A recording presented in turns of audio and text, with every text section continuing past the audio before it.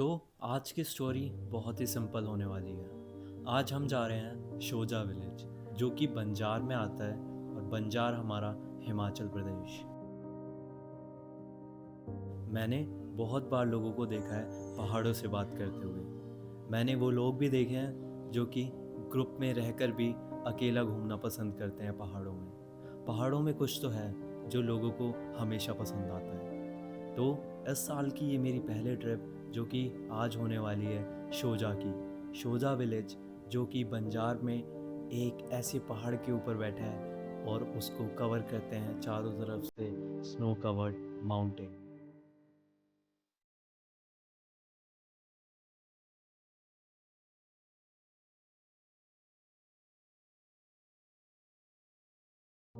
तो आज हम आ जाते हैं दिल्ली से ओट। दिल्ली से ओट ओवरनाइट ट्रैवल करके हम पहुंच जाते हैं ओट के bus stand. And bus stand से उतरते ही हमको समझ आ जाता है कि हम हिमाचल आ गए हैं। कुछ तो था जो बहुत ही कंफ्यूजिंग था दिमाग में पहाड़ को देखते ही।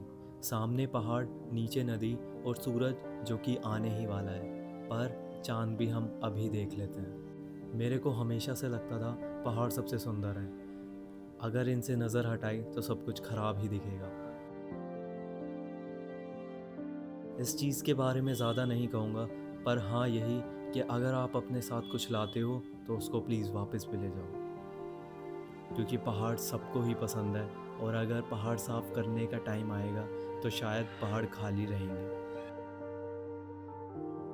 दोबारा बस लेकर हम निकल जाते हैं शोजा के लिए। आज का सफ़र थोड़ा लंबा होने वाला है, पर खिड़की से दिखते हुए पहाड़ दोबारा से मेरा समय छोटा कर देंगे। हाँ, हमेशा जब भी खिड़की से मेरे को पहाड़ दिखते हैं तो समय बहुत ही जल्दी निकल जाता है, पर आज मैं आपको बताऊंगा दो पहलू। जब मैं बस में था तो एक पहलू था मैं, जो कि पहाड़ को देखकर इतना खुश था, ना मानो कि इसके अलावा कुछ है ही नहीं। पर हर चीज़ के दो पहलू होते हैं। एक दूसरा पहलू ये था कि एक छोटी बच्ची जो कि पहाड़ की वजह से इतना परेशान थी कि उसके आंसू रुक ही नहीं रहे थे, ऐसा लोगों ने कहा। पर जब थोड़ी देर बाद वही छोटी बच्ची पहाड़ को देखकर अपना दिमाग डाइवर्ट करना चाहती है, तो मैं समझ जाता हूँ कि ये दूसरा पहलू नहीं है। अभी तक एक ही पहलू है, वो है खुशियाँ जो कि पहाड़ से मिलती है। तो अपनी बातचीत पहाड़ों से बहुत अच्छी है, तो हम आराम से पहुंच जाते हैं शोजा विलेज। बहुत ही टाइम लग गया। सोजा के रास्ते बहुत ही प्यारे थे। जैसे जैसे सोजा के हम करीब आ रहे थे तो मैंने देखा यहाँ पर ग्रीनरी बहुत ज़्यादा है, यहाँ पर पेड़ बहुत ज़्यादा है, माउंटेन्स बहुत अलग हैं। मे बी मैं बहुत टाइम बाद हिमाचल आया हूँ, बट यहाँ आकर बहुत शांति है। तो सब नीचे उतर गए सोजा मेन में, बट मैं बस स्टैंड तक आया क्योंकि यहाँ पर थोड़ा पीक व्यू दिखता है सोजा का। एंड इसको शोजा बोलते हैं, सोजा नहीं। ये मैंने यहीं से सीखा है कि मतलब यहाँ के लोकल लोग इसको शोजा बोलते हैं। तो बर्गर खाते हुए मैं आपको आज का प्लान बताता हूँ। आज हम जाएंगे शोजा विलेज। मेरे को नहीं पता ये ख़राब हो गया या नहीं, और यहाँ पे धूप उतनी अच्छी लग रही है ना। मैं नीचे ही जा रहा था शोजा के लिए, बट मैंने सोचा कि क्यों ना यार बैठ के कुछ खाया जाए यहीं पे पहले। ये रोड सीधा शोजा जाती है एंड ये सीधा जलौरी पास के लिए चली जाती है आगे।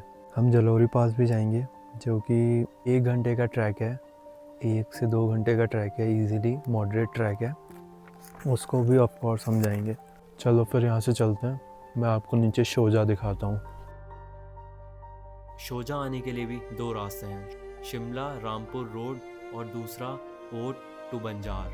हम दिल्ली से सीधा ओट आते हैं और ओट से हम आनी के लिए बस लेते हैं, जो कि अर्ली मॉर्निंग हमें मिल जाती है। आनी गांव है, उससे पहले ही शोजा विलेज आता है। तो आपको अगर आनी के लिए बस चाहिए तो आपको अर्ली मॉर्निंग ओट पहुंचना पड़ेगा। मैं ये पूरा ट्रेल ऊपर से करता हुआ आ रहा हूँ वहाँ से, एंड ये बहुत ही अच्छा है। एंड इसके एग्जैक्ट सामने भी ये स्नो से कवर्ड पीक्स हैं, and this is the trail. हमेशा की तरह आज भी मैं गांव के रास्ते से ही एंटर कर रहा हूँ। यहाँ पर रोड भी है जिसके थ्रू मैं नीचे शोजा गांव तक पहुँच सकता था, बट जो ये ट्रेल्स होते हैं यहाँ से तुम्हें कुछ ऐसे व्यूज़ मिलते हैं जो कुछ अलग ही होते हैं, जो शायद कोई और देख भी ना पाए। और ये जो सामने पीक्स दिख रही है माउंटेन्स की, इनमें बहुत सारे पहाड़ हैं। इसमें आपको किन्नौर कैलाश के कुछ माउंटेन्स, स्पीति वैली के कुछ दूर माउंटेन्स दिखेंगे और इसमें सबसे आगे धलोधर रेंज है।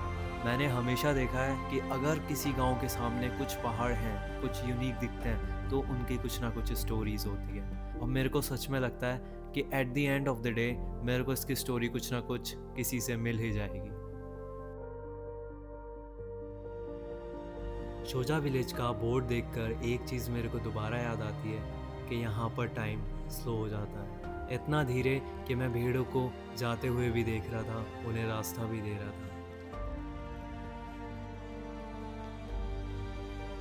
और दूसरे लोगों को मेहनत करता हुआ मैं कुछ इस तरीके से देख रहा था कि मानो मेरा कुछ इनसे नाता है। इसी वजह से कहते हैं कि पहाड़ एक जादू की तरह है, यह आपको कहीं भी रोक सकता है। अगर मैं बात करूं शोजा विलेज की, तो वो रोड से हटके थोड़ा नीचे पड़ता है। ये सीढ़ियाँ जो कि बताती हैं कि बस ये एक गांव का ही रास्ता हो सकता है। पूरे हिमाचल में मैंने देखा है कि ऐसे ये लकड़ियाँ स्टोर करते हैं for the winter time. And ये जो मार्बल होता है, इससे ये अपनी शैक बनाते हैं ऊपर की। आज भी गांव में लोग इन्हीं पत्थरों को अपना स्टोरेज का शेक बनाने के लिए यूज़ करते हैं, और यहाँ तक कि अपना घर भी। अपने घर में पूरा ऊपर इसी मार्बल के थ्रू ये अपना सीलिंग तैयार करते हैं, जो कि बहुत ही अलग और ब्यूटीफुल लगता है। मैंने जानने की कोशिश तो की कि ये पत्थर आते कहाँ से हैं, पर इतना कुछ पता नहीं चला। बोलते हैं लोग कि ये पहाड़ को काट कर लाते हैं, पर देखने में तो ये बहुत ही अलग और मुश्किल भी लगता है। जैसे जैसे मैं गांव में नीचे जा रहा था, तो मेरे को एकदम से ध्यान आता है कि इस टाइम मैं पहाड़ पर हूँ। ये जितने भी इन्होंने रोड घर बनाई है, ये एक डाउन हिल पहाड़ के ऊपर ही बनी हुई है।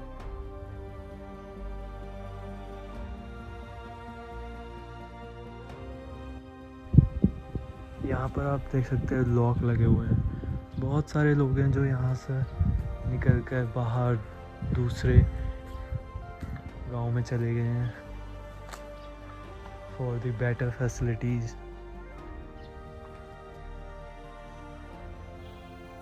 कुछ ना कुछ तो स्टोरी होती है हर चीज़ के पीछे। मैंने एक स्टोरी सुनी थी इन स्टोरेज हाउस के बारे में, जो कि रक्षम विलेज की है, जो कि किन्नौर वैली में आता है। इन 2002 जब रक्षम विलेज में एक फायर इंसिडेंट होता है, और जिसके चलते हुए ऑलमोस्ट पूरा रक्षम गांव जल जाता है। उस इंसिडेंट के बाद लोगों के पास ना तो खाना होता है, ना ही घर होता है। लोग बताते हैं उस इंसिडेंट के बाद लोग और ज़्यादा स्टोरेज हाउस बनाने लगे थे, अपनी चीज़ें सेव करने लगे थे फॉर द फ्यूचर, कि अगर कोई इंसिडेंट होता है तो एटलीस्ट उनके पास कुछ तो बचेगा, जो कि आज भी हमें हिमाचल में कई गाँवों में दिखता है।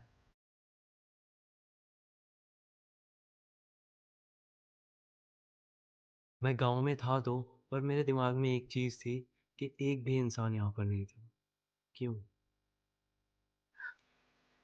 एंड मैं अभी यहाँ से जा रहा था तो मेरे को ये बहुत ही छोटा सा फार्म साइड दिखी है।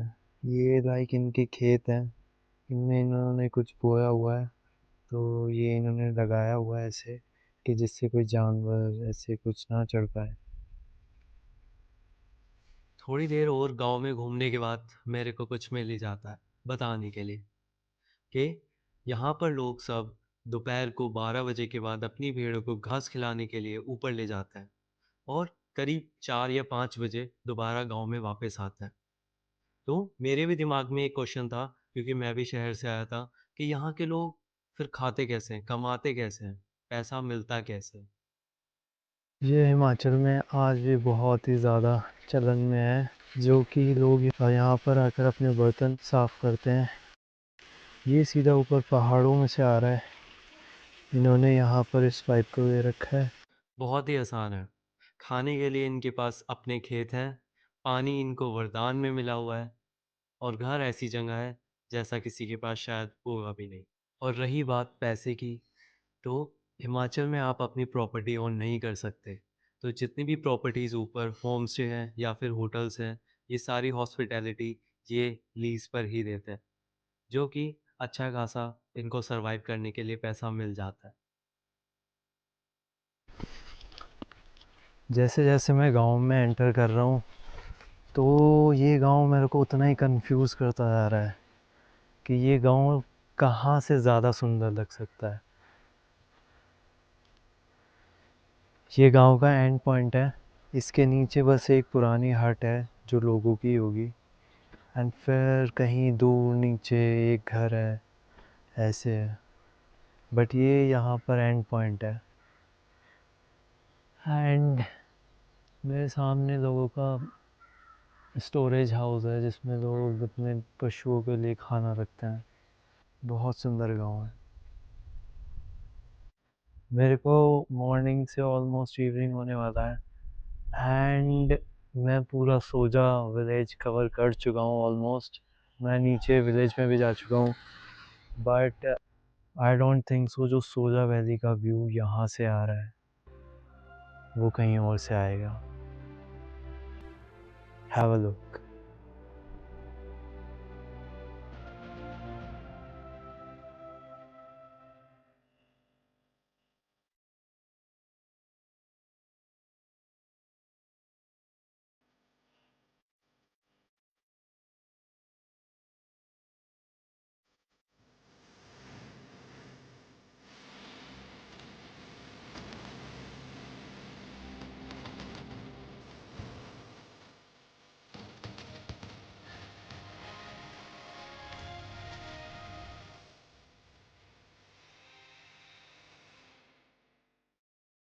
तो अब बस बाकी थे कुछ पहाड़ जो कि सबसे अलग दिख रहे थे।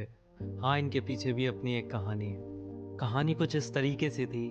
जब मैं गांव में घूमता हुआ एक अंकल से उनके हालचाल के साथ पूछ ही लेता हूँ कि ये पहाड़ इतने अलग क्यों हैं। वो पूछते हैं कि तुम आज ही आए हो, जो कि सही भी था। फिर वो बताते हैं कि हर पहाड़ के पीछे एक कहानी होती है, शायद तुम नहीं समझोगे। इतना ही कहते उन्होंने मेरे को पूरी कहानी सुना दी। बताते हैं कि ये जो धलोधर रेंज है जो सबसे आगे विजिबल है, इसके साथ बहुत सारे पहाड़ हैं। किन्नौर कैलाश और स्पीति वैली जैसे और भी पहाड़ दिखते हैं। और ये बस इतने ही नहीं हैं, ये चारों तरफ घूमते हुए श्रीखंड महादेव तक जाते हैं, जो कि शिव जी का अपना रास्ता था जो उन्होंने खुद बनाया था श्रीखंड महादेव जाने तक के लिए।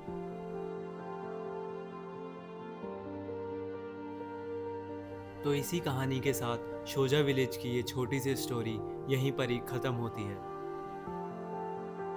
And in the next video हम जाएंगे रघुपुर फोर्ट ट्रैक, जो कि जलोरी पास में आता है।